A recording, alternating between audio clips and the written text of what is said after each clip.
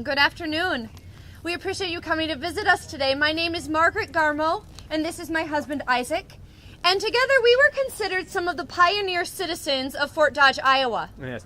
We saw many changes in the community, not least due to the fact that our lives were very long, particularly by the standards of the time.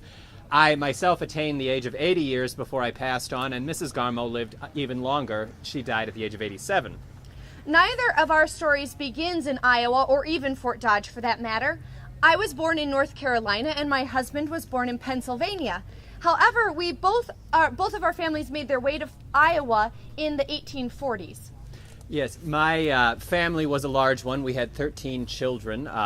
We farmed a bit in Jefferson County, Iowa, which is in the southeastern part of the state.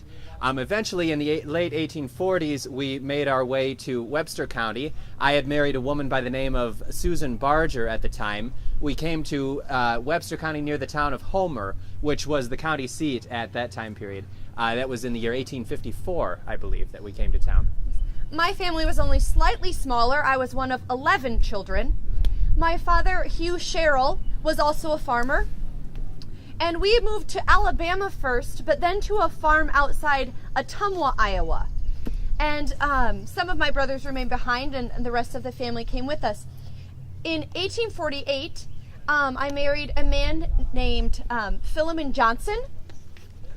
And we moved to a farm outside of Homer, Iowa. Philemon and I had 2 children, Royce and Julia Ann, and unfortunately neither of them lived very long. Julia passed away when she was 13, and Royce passed away when he was 32, and they are buried with Isaac and myself. You can see their stones behind our larger stone there. Philemon passed away as well at a young age. He was only 34. And he died of typhoid fever. After his death, I moved my family into the town of Homer, consequently the same year that Isaac also moved to Homer, and we met. Yes. Unfortunately, both Margaret and my lives were beset with some tragedy at that point. Margaret's first husband passed on, and my wife, Miss Barger, died as well in the year of 1856. But as fate would have it, we would have happier days together, having met each other and fallen in love. We married in November of 1856. Oddly, the date of our wedding is also listed as the same date as Susan Barger's death, November 23rd, 1856. But you know how clerical errors can be. Our married life eventually did take us to Fort Dodge. Yes. And now, as I mentioned, Homer had been the seat of Webster County, but that changed. Fort Dodge eventually won the fight to become the county seat of Webster County. This coincided with my election as the Webster County treasurer.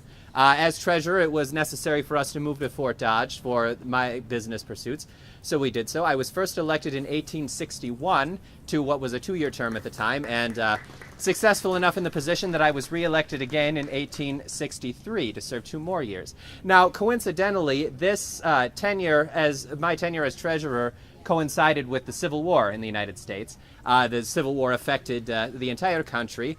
Fort Dodge was on the grow at the time, as they said, from in the 1850s, established as rather a frontier post with just a few dozen people.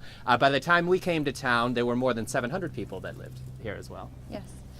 Like many families within the United States, our family was touched by the Civil War particularly. My older 2 brothers never did come to Iowa. They stayed behind in the South, and so my brothers Hugh Jr. and Franklin fought with the Confederate Army. My younger brothers fought with the 23rd Iowa Infantry. My oldest brother was killed in battle in Missouri, and one of my younger brothers died after the war, but from diseases he contracted during the war.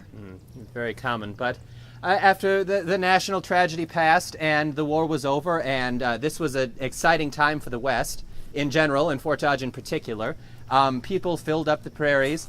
Fort Dodge, the town continued to grow from that 700 population figure up into the thousands. I believe the population was somewhere around 3,000 in the years immediately following the war. This, of course, created many business opportunities for people who had established themselves here, such as myself. I pursued many mercantile interests after the war. I went into partnerships with several gentlemen, among them Mr. Webb Vincent and J.E. Boynton. J.E. Boynton, yes. Yes. And among us, we pursued many real estate endeavors, which there were many to do at the time as the city was growing so greatly. One of the endeavors that I undertook during that time period was helping to establish the Commercial National Bank. That actually was a bank to which I became the vice president in the later years of my life, so very strong. So, through Isaac's business endeavors, he made a reputation for himself as a mentor to young professionals. And many young businessmen sought out his advice, and he would always take a great deal of time to help them with their questions and to get their businesses started. Our friends remembered that he was very generous not only of his funds but also of his time, and that he was a man who was not inclined to let his right hand know what his left hand was doing. I never did quite understand what that meant, but it was something that people said. Again, among our business endeavors, one of which I understand still stands within downtown Fort Dodge, what became known as the Garmoe building. It was a turreted building, fairly grand for the time period, that was completed in 1869, so just a few years after the war. Now, this was a mercantile building. There were several stores, among which there was a drugstore and a hardware store. And the third floor was a tin shop. Yes.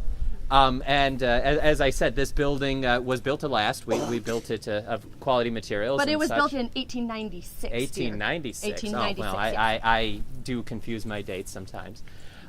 We did then construct that building, which still stands, and I'm not quite sure what would be there today, but it still stands in Fort Dodge. So, As the community grew, Isaac and I were very interested in education. He spent many years of his younger days working as a school teacher, and so when the need arose for a library in town, we were very inclined to help. We both served on the committee that helped start up the library. With $218, Fort Dodge started its first library. The deputy clerk's office was offered rent-free.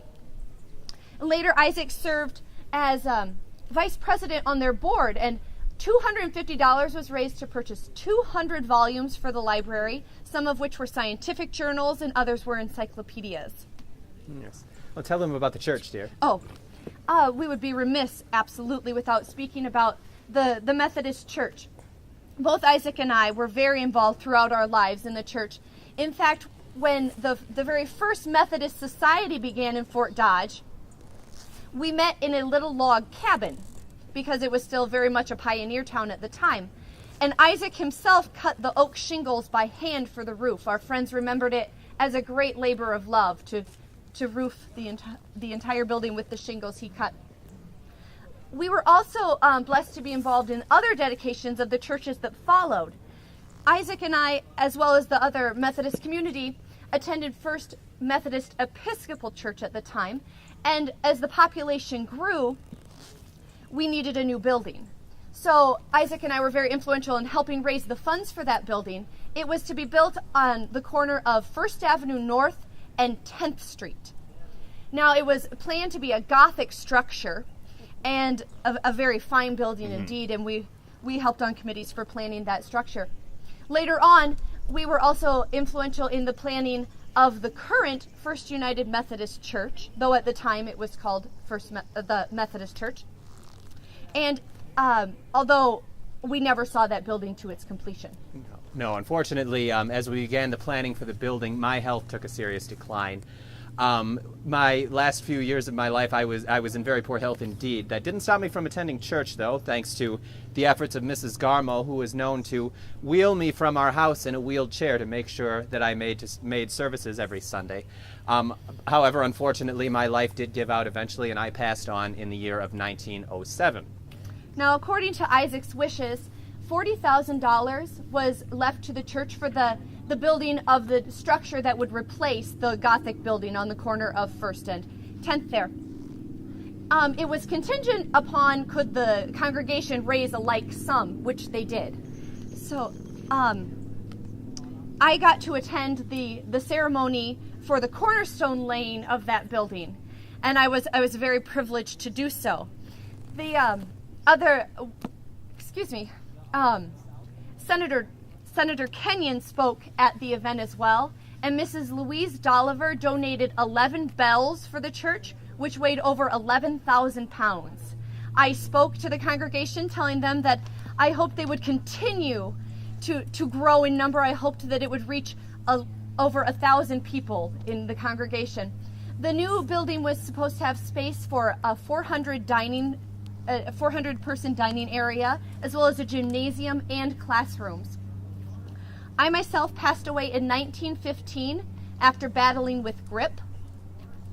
Our estate afterwards left over $100,000 to the local Methodist Church, as well as a smaller amount for other educational and religious organizations.